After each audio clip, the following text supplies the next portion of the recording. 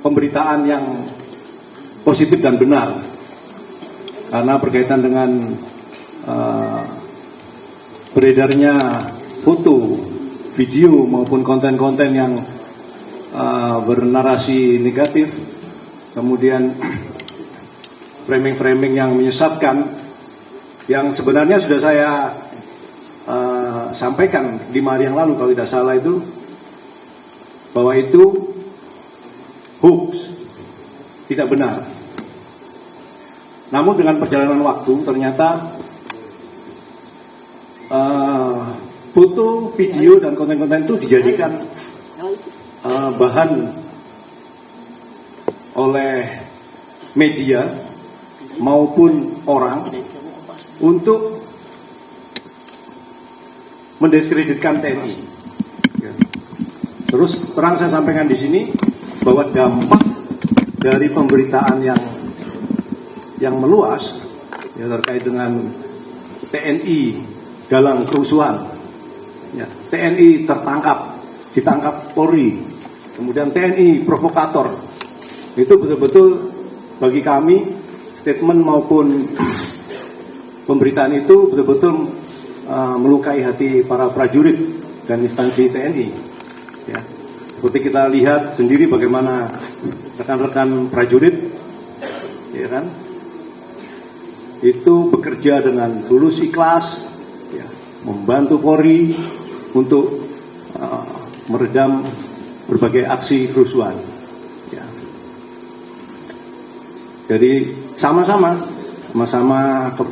kepanasan, sama-sama kena lempar batu, sama-sama kena lempar hebel, sama-sama kena gas air mata, bahkan ada yang kena bom molotov, ya. Tapi jangan sampai framing negatif itu malah lebih kuat daripada segala apa yang kita kerjakan selama ini. Ya. Oleh karena itu pada kesempatan kali ini izinkan saya berupaya meluruskan beberapa hal yang kami anggap sebagai hoax. Yang pertama, terkait berita hoax Bais TNI dituduh provokator dan prosudimu. Ini perlu kami jelaskan juga, karena seperti saya sampaikan tadi, begitu foto, kemudian video, konten yang salah, ya kan, yang jelas-jelas sudah saya sampaikan itu hoax, kemudian dianalisa, itu outputnya itu pasti salah, ya. Jadi malah arahnya ke upaya untuk membenturkan antara aparat dengan aparat, antara TNI dengan Polri. Ya. Terkait dengan anggota Bais TNI ini, foto ini, ya, bahwa foto ini memang benar, saya sampaikan. Bahwa foto ini memang benar adalah anggota Bais TNI, ya, karena udah jelas di situ. Yang saya sangkal adalah narasinya, ya, karena narasi yang disampaikan itu ditangkap Polri, yang kedua adalah provokator, ya, itu tidak benar. Ya.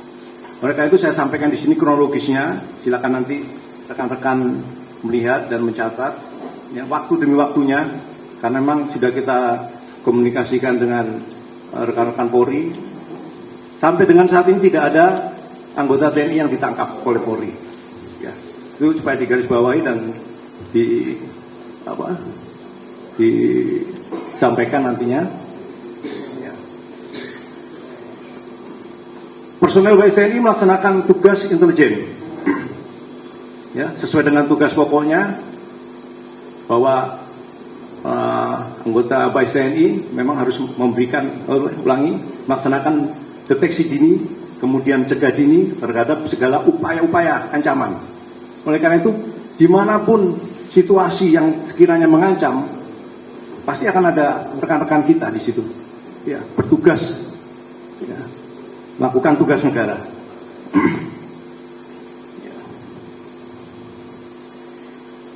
Ya.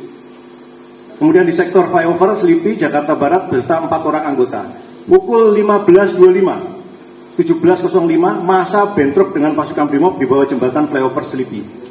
Kemudian pukul 17.05 sampai dengan 22.00 WIB, massa selanjutnya dapat dipukul mundur oleh pasukan Brimob menuju Jalan Raya Bejompongan.